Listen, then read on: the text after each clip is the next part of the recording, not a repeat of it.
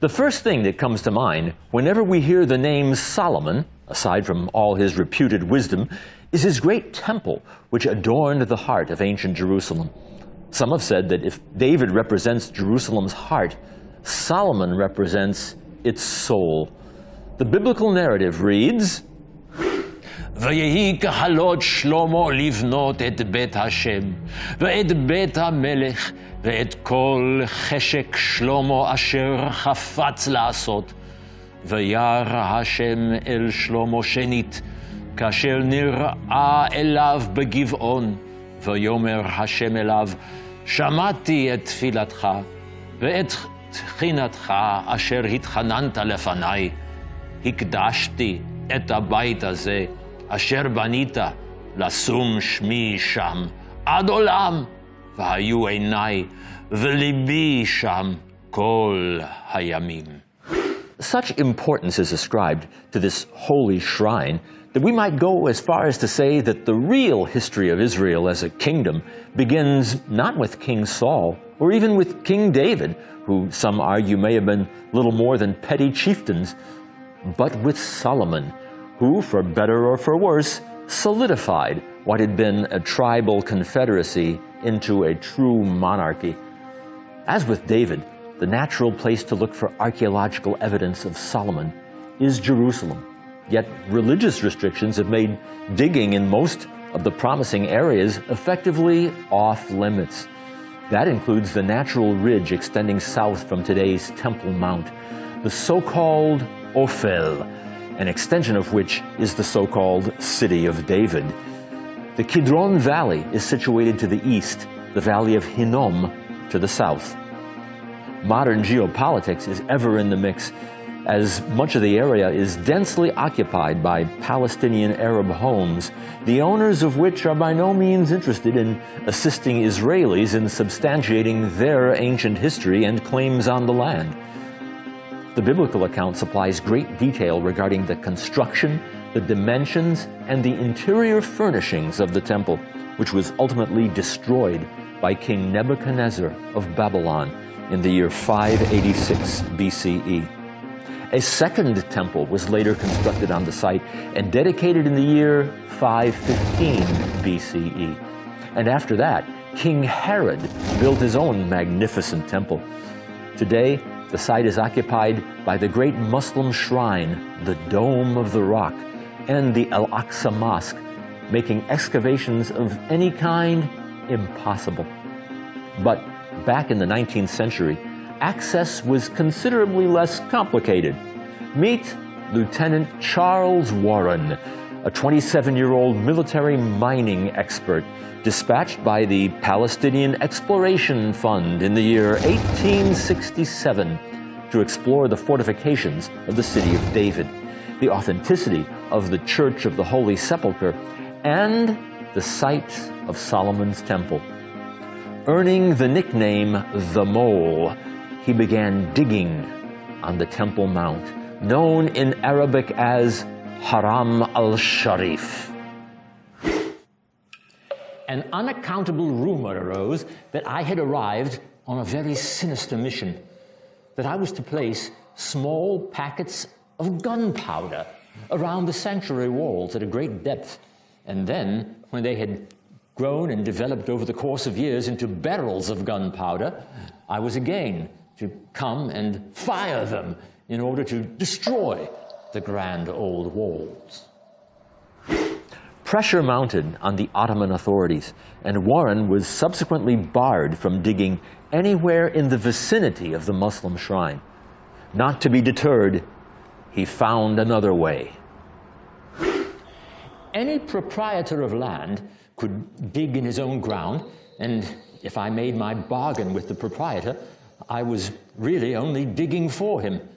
Accordingly, I picked out a spot along the south wall, concealed behind some prickly pears where we worked down along the wall in security. I dug vertical shafts all the way to bedrock, then tunneled perpendicularly to the Holy Hill. Undetected for months, I was able to map the whole topography of ancient Jerusalem. To this day, Warren's work remains the best picture we have of the Temple Mount. But it's just a partial picture at best. Jumping ahead by more than a century, Professor Benjamin Mazar of the Hebrew University began a collaboration with Dutch-born archaeologist Leon Rittmeyer in the 1970s to find any evidence of the first great temple of Solomon. Referring to the works of the ancient Greek historian Strabo, the team spent 5 years exploring the site.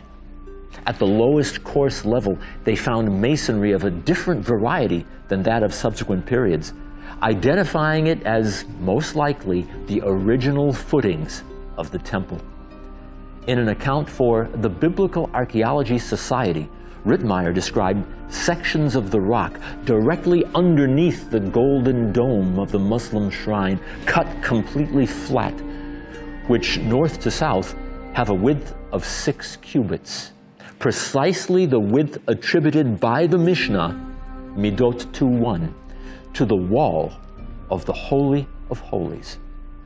Rittmeyer proposed that these flat sections constitute foundation trenches, on top of which the walls of the original temple were laid. Amazingly, in the floor of the dome of the rock was a carved rectangular depression, 2.5 cubits long and 1.5 cubits wide, exactly the dimensions of the Ark of the Covenant, according to the book of Exodus. ועשו ארון עצי שיטים 2.5 ארכו, ואמה וחצי רחבו, ואמה וחצי קומתו.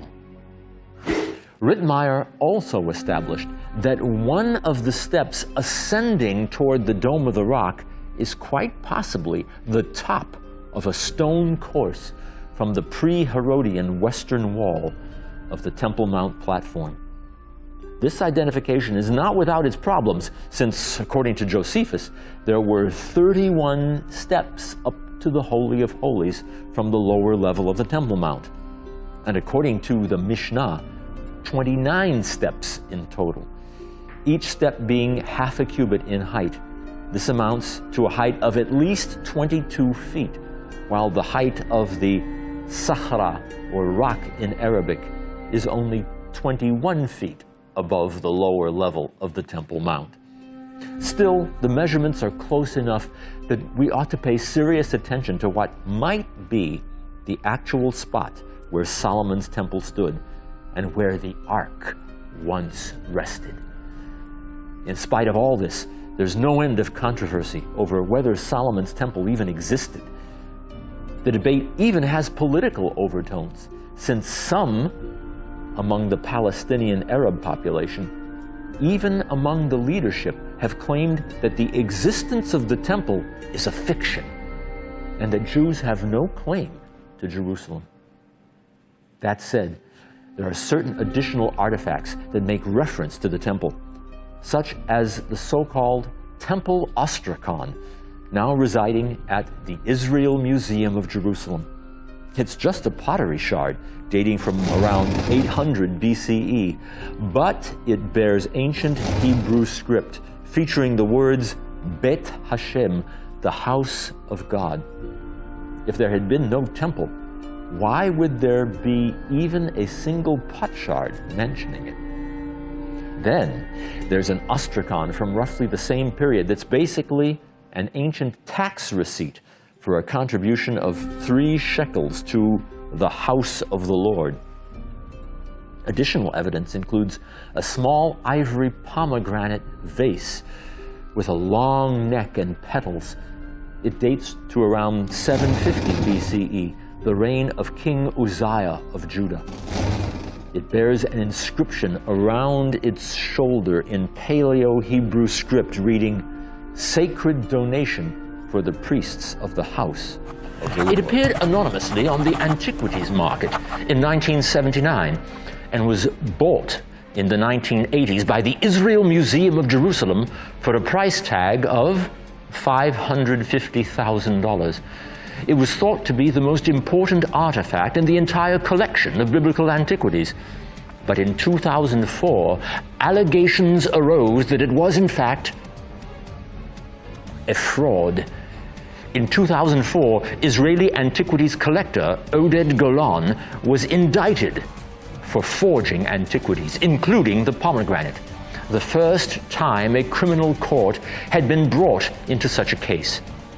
Golan was ultimately acquitted in March 2012, though the pomegranate wasn't included in the individual counts, including in the judge's findings. In late 2008, Professor Yitzhak Roman concluded that the inscription shows no indication of having been forged. To this day, the matter remains unresolved. There is, of course, more evidence to consider. In the summer of the year 2000, another inscribed tablet was found on the Temple Mount in Jerusalem by the Islamic Trust renovators of the Al-Aqsa Mosque. The tablet has subsequently been held by Oded Golan. It consists of 15 lines of Hebrew text with some elements of Aramaic and Old Phoenician. The contents are, to say the least, significant, as it describes repairs made to Solomon's temple on the order of King Joash in the 600s BCE. The tablet relates how Joash ordered the priests to take holy money to buy quarry stones and timber and copper and labor to carry out the duty with faith. Israel's Geological Institute dated the inscription as approximately 2,800 years old. It was also reported that flecks of gold had been burned into the stone, suggesting that it may have been in the temple at the time it was burned by Babylonian invaders in the year 586 BCE. But in December 2004, Oded Golan was charged with faking dozens of items, including the Joash tablet.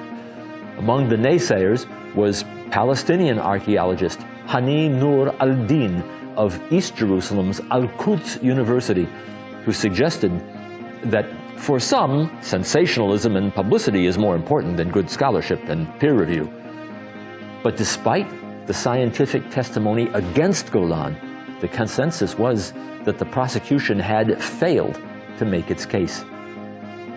We should also consider Eilat Mazar of the Hebrew University of Jerusalem, who drew attention after excavating a wall she says was built by the biblical King Solomon in the 10th century BCE, to which Hani Nur al-Din declared she doesn't give any archaeological context to her findings other than dating pottery shards.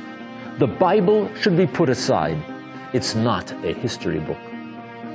Mazar, scion of an illustrious Israeli archaeology dynasty, retorted, excavating Jerusalem without knowing the Bible is impossible, insisting that the Bible offers what she calls a core of reality. She also declared, we've got a fantastic 10th century fortification line that indicates a central, powerful regime. The Bible tells us there was such a king at this time, and his name was Solomon. Why ignore it? The question is if we can trace that core and prove it existed. Well, here it is. Solomon is also credited by some with building the so-called Milo, a terrace system in Jerusalem, which, at the end of the day, may instead represent a substructure for King David's palace. Leaving the Jerusalem controversies to simmer, let's also consider some locations said to have been built by Solomon, such as the border fortress of Etzion Geber. Nelson Gluck was the first to excavate the site of Tel El Khalife between 1938 and 1940, thinking that this might be the remains of Etzion Geber. But in 1965, he reevaluated some of his conclusions and rejected the identification. Some connections were also found between Tel El Khalife and what were presumed to be Solomon's copper mines at Timnah, 15 miles to the north, including copper fish hooks and copper slag. But the link between Timnah and Solomon has also been reevaluated, and today it's largely rejected. Hetzion Geber is still undiscovered, but might well be located under the modern shipyards of Jordan on the Gulf of Aqaba. Then there are the 3 royal cities that the Bible records as Solomonic. We read, וזה דבר המס אשר העלה המלך שלמה לבנות את בית השם, ואת ביתו, ואת המילו, ואת חומת ירושלים, ואת חצור, ואת מגידו, ואת גזר. Flash back to the year 1902. A 21-year-old Irishman, Robert Alexander Stewart McAllister, opened excavations at Gezer.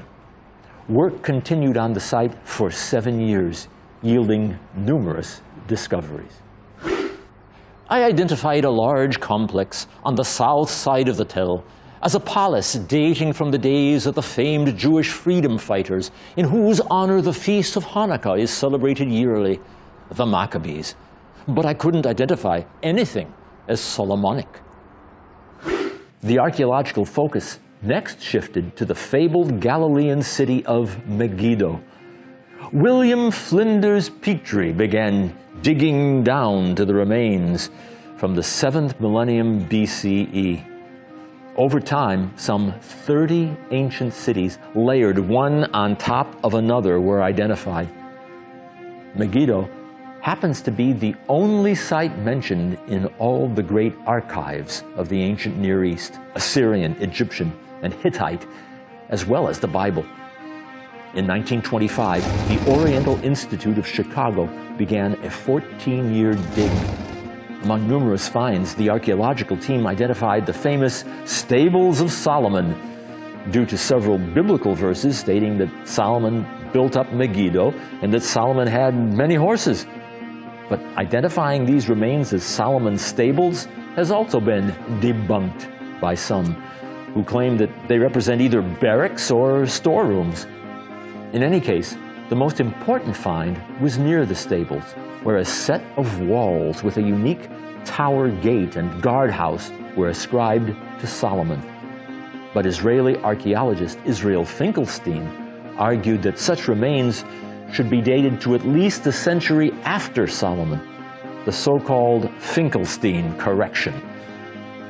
Attention then shifted to the northern Galilean city of Hatzor. Its impressive tell bears witness to the importance of the site, the Bible referring to the king of Hatzor as the king of Canaan. The year 1955 saw the launch of the largest excavation ever undertaken under renowned Israeli archaeologist Yigael Yadin. He hoped to find remains from Solomon's days and perhaps even the great king's royal archive. What he found was a city wall similar to the one at Megiddo. At the end of the wall, Yadin sketched an outline based on the Megiddo gate. He told his excavators to dig there. Lo and behold, the gate appeared exactly where Yadin had marked it. He labeled it as a Solomonic 6-chambered gate. Pottery remains led Yadin to date it to the 10th century BCE. In an amazing piece of detective work, Yadin suspected that Megiddo's gate complex mirrored those from the same period found at Hatzor and presumably Gezer. But he still was troubled. Why wasn't a similar gate found at Gezer? He reviewed Robert McAllister's original report of 1912 of Gezer and realized that if you add another half to his Maccabean palace, you have a structure almost identical to the Hatzor and Megiddo gates. Since McAllister hadn't used pottery to properly date Gezer, he misidentified the gate as a Maccabean castle. Yadin considered it the greatest triumph of his career. He declared, "There is no example in the history of archaeology where a passage helped so much in identifying and dating structures. Our decision to attribute that layer to Solomon was based primarily on the First Kings passage, the stratigraphy, and the pottery. As an archaeologist, I cannot imagine a greater thrill than working with the Bible in one hand and the spade in the other." The three cities subsequently became accepted as type sites, and the pottery found near the Solomonic gates became the accepted standard for the 10th century BCE. But in the decades after Yadin's original idea, some archaeologists have questioned the Solomonic identification, due in part to the discovery of more gates at Ashdod and Lachish. Did Solomon build those too? The Lachish gate may date to the 10th century if one concludes that the so-called Stratum 4 falls in this period, but other archaeologists prefer to date the gate to the 9th century. Other gates uncovered at Dan and Beersheba also have similar designs as the so-called Solomonic gates, along with additional features. At Beersheba, Dan, Dor, Megiddo, and Timnah, the number of chambers decreases from 6 to 4 and are dated to the beginning of the following century.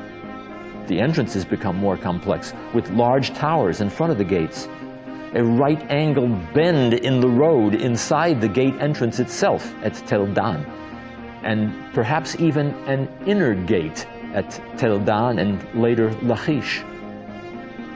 As controversy over the gates continued to swirl, Yadin's protege, Amnon ben Tor, continued to excavate at Hatzor. He insisted that regardless of who built it, the gate must be dated to the 10th century.